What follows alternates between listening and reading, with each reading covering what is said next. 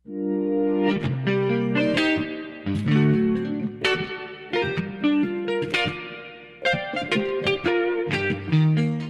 selamat pagi bosku. Jumpa kembali bersama saya Revita Febriani di channel Pilar Mas Investindo Sekuritas. Touch your heart, touch your profit. Seperti biasa, hari ini Kamis 27 Januari 2022, saya akan membacakan market review kita dengan episode The Fed berdendang, market bergoyang. So, jangan kemana-mana ya bosku, tetap di channel Pilar Mas Investindo Sekuritas. Touch your heart, touch your profit. Pionir Sekuritas Channel di Indonesia.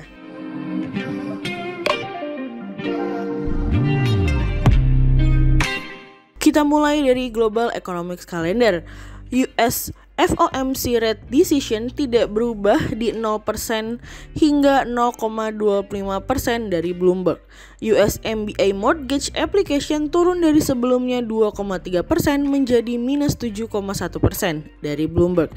Dan yang ketiga, ada dari US wholesale inventories month on month naik sebelumnya 1,7% menjadi 2,1% dari Bloomberg. Kita beralih ke corporate news.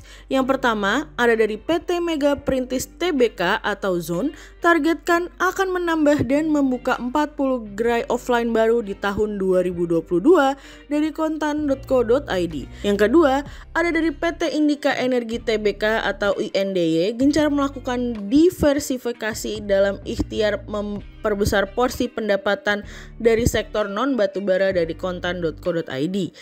Dan yang ketiga, ada dari PT Bank Negara Indonesia Persero Tbk atau BBNI, laba bersih tahun 2021 tercatat 10,89 triliun rupiah, tumbuh 232,2% year on year atau 3 kali lipat dari profit tahun 2022.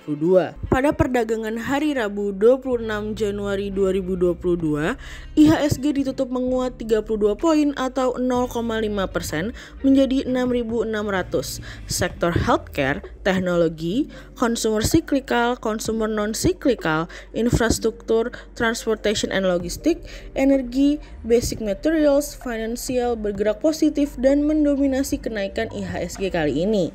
Investor asing di seluruh pasar membukukan penjualan bersih sebesar 60,2 miliar rupiah. Cerita hari ini akan kita awali dari The Fed berdendang. Pada akhirnya setelah dinantikan hampir 4 minggu penantian akan kabar The Fed, akhirnya kepastian itu pun tiba hari ini. Ketua The Fed, Jerome Powell mengatakan bahwa The Fed siap untuk menaikkan tingkat suku bunga pada bulan Maret. Dan The Fed tidak akan menutup kemungkinan bahwa kenaikan tingkat suku bunga akan bergerak pada setiap pertemuan The Fed hanya agar dapat mengatasi inflasi yang merupakan yang tertinggi dalam 40 tahun terakhir. Powell juga menyampaikan bahwa akan segera tepat untuk dapat menaikkan kisaran target untuk tingkat suku bunga federal karena inflasi sudah jauh di atas target 2% didukung oleh data ketenaga kerjaan yang kuat. Dalam pernyataan terpisah, The Fed mengatakan pihaknya juga berharap bahwa proses pengurangan neraca dapat segera dimulai setelah The Fed mulai menaikkan tingkat suku bunga. Namun lagi-lagi, Powell juga tidak mengatakan kapan pengurangan neraca tersebut dimulai. Mungkin saja bisa putaran kenaikan tingkat suku bunga yang kedua, namun kapannya tersebut The Fed masih akan merahasiakannya. Powell mengatakan bahwa untuk mengatasi situasi dan kondisi saat ini, The Fed akan menjadi jauh lebih gesit dalam menanggapi berbagai hasil yang masuk akal namun tetap memperhatikan resiko, termasuk resiko inflasi yang masih tinggi dan persisten dari yang diharapkan. The Fed juga menyelesaikan pembelian aset yang mereka lakukan untuk selesai sesuai dengan jadwal dan akan berakhir pada awal Maret. Sehingga pada pertemuan Maret, The Fed akan lebih leluasa untuk menaikkan tingkat suku bunganya. Sejauh ini neraca keuangan The Fed berada hampir 8,9 triliun dolar atau lebih dari 2 kali lipat ukurannya sebelum para pejabat melakukan pembelian aset secara nominal besar untuk dapat menenangkan kepanikan pasar. Bank sentral sendiri secepatnya akan menentukan kapan, waktu, dan seberapa cepat pengurangan neraca tersebut akan dilakukan untuk memenuhi tujuan inflasi dan lapangan pekerjaan. The Fed sendiri tampaknya dalam investasi jangka panjang, mereka ada keinginan untuk memegang US Treasury. Namun apapun itu, kami melihat The Fed bergerak lebih cepat daripada yang dapat diperkirakan sebelumnya untuk mengatasi masalah tersebut. Saat ini, fokus utamanya justru terhadap pasar saham dan obligasi dalam negeri yang kemungkinan hari ini juga akan mengalami koreksi, khususnya bagi pasar obligasi yang akan kembali mulai mengalami kenaikan imbal hasil secara cepat mengikuti US Treasury. Well, apapun itu, yang paling penting adalah arah kebijakan The Fed sudah jelas. Yuk, saatnya kita menyusun strategi untuk menghadapi kenaikan tingkat suku bunga The Fed pada bulan Maret. Cerita yang kedua datang dari pemangkasan pun berlanjut. Kali ini IMF kembali memberikan pandangannya terhadap prospek ekonomi di tahun 2022. IMF memutuskan untuk menurunkan proyeksi pertumbuhan ekonomi Indonesia pada 2022 menjadi 5,6% dari perkiraan sebelumnya sebesar 5,9%. Resiko terhadap prospek pemulihan ekonomi berpotensi terhambat seiring dengan munculnya varian COVID-19 yang lebih agresif dan dinilai dapat memberi tekanan lebih lanjut pada sistem kesehatan dan menyebabkan pembatasan mobilitas baru. Selain itu, peningkatan resiko juga muncul dari kondisi keuangan global yang lebih ketat yang membawa pemangku kebijakan untuk lebih berhati-hati dalam mengambil kebijakan.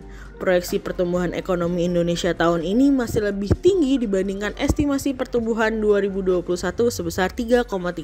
Reformasi struktural yang menjadi fokus pemerintah guna meningkatkan daya saing dinilai dapat mengurangi tingkat perlambatan ekonomi. Pertumbuhan akan didorong oleh mobilitas yang akan makin longgar. IMF juga memangkas proyeksi pertumbuhan beberapa negara Asia Tenggara lainnya. Thailand dipangkas dari perkiraan bisa tumbuh 4,5% menjadi 4,1%. Malaysia juga turun dari perkiraan 6% menjadi 5,7%. Sementara Filipina tidak berubah di 6,3%. Pemangkasan prospek pertumbuhan ekonomi di Indonesia dan sejumlah negara ASEAN sejalan dengan prospek pertumbuhan ekonomi global tahun ini yang turun setengah poin menjadi 4,4%. Pertumbuhan ekonomi tahun depan pun akan kembali menjadi 3,8%. Pemangkasan pertumbuhan ekonomi global ini merupakan efek antisipasi atas pembatasan mobilitas, penutupan perbatasan, dan dampak kesehatan dari penyebaran varian COVID-19 Omicron. Pemangkasan prospek pertumbuhan ekonomi tahun ini terutama di negara-negara maju. Prospek pertumbuhan negara maju tahun ini 3,9% dari semula diramal bisa tumbuh 4,5%. Pertumbuhan ekonomi Amerika dikoreksi menjadi 4% dari semula bisa tumbuh 5,2%. Pertumbuhan ekonomi zona euro juga diturunkan 0,4 poin persentase menjadi 3,9%. Sementara itu, pertumbuhan ekonomi di negara berkembang dan emerging market dipangkas 0,3 poin persentase menjadi 4,8%. Penurunan dalam terutama pada pertumbuhan ekonomi negara-negara Amerika Latin yang didorong oleh Brazil dan Meksiko. Ekonomi di kawasan tersebut akan tumbuh 2,4% tahun ini, lebih lambat dari perkiraan sebelumnya 3%. Pertumbuhan ekonomi negara berkembang dan EM di Asia juga dipangkas 0,4 poin persentase menjadi 5,9%. Perekonomian Cina tahun ini diramal hanya akan tumbuh 4,8%, turun dari perkiraan sebelumnya masih bisa tumbuh di atas 5%. Sementara prospek pertumbuhan ekonomi India dinaikkan menjadi 9% dari sebelumnya 8,5%. Sehingga berdasarkan analisa teknikal, kami melihat saat ini IHSG memiliki peluang bergerak menguat terbatas dan ditradingkan pada level 6.534 hingga 6.631. Hati-hati dan waspadai koreksi mungkin terjadi. Berikut Stockwatch dari Pilar Mas. Yang pertama ada dari BRPT, yang kedua ada dari UNVR, dan yang ketiga ada dari MTEL. Berikut dua saham pilihan dari Pilar Mas. Yang pertama ada dari INDY atau PT Indika Energi Tbk gencar melakukan diversifikasi dalam ikhtiar memperbesar porsi pendapatan dari sektor non batubara. Diversifikasi yang dilakukan manajemen dengan menggarap sektor energi terbarukan dan ekosistem kendaraan listrik alias electric vehicle atau EV. Keputusan tersebut seiring dengan kebijakan pemerintah terkait dengan energi terbarukan dan kendaraan listrik untuk masa depan. Tentunya ini akan memberikan positif bagi perusahaan di masa akan datang. Sehingga berdasarkan technical analisa, pada tren dalam jangka waktu short term berpotensi untuk bullish dengan target 2020 dan probabilitas sebesar 54%. Dan yang kedua, ada dari BBNI atau PT Bank Negara Indonesia Persero Tbk, laba bersih tahun 2021 tercatat 10,89 triliun rupiah, tumbuh 232,2% year on year atau 3 kali lipat dari profit tahun 2022. Sehingga berdasarkan technical analisa, pada tren dalam jangka waktu short term berpotensi untuk bullish dengan target 7.300 dan probabilitas sebesar 73%. Dan dalam tren pada jangka waktu long term berpotensi untuk bullish dengan target 9.550 dan probabilitas sebesar 78%. Berikut 40 saham pilihan dari Pilar Mas.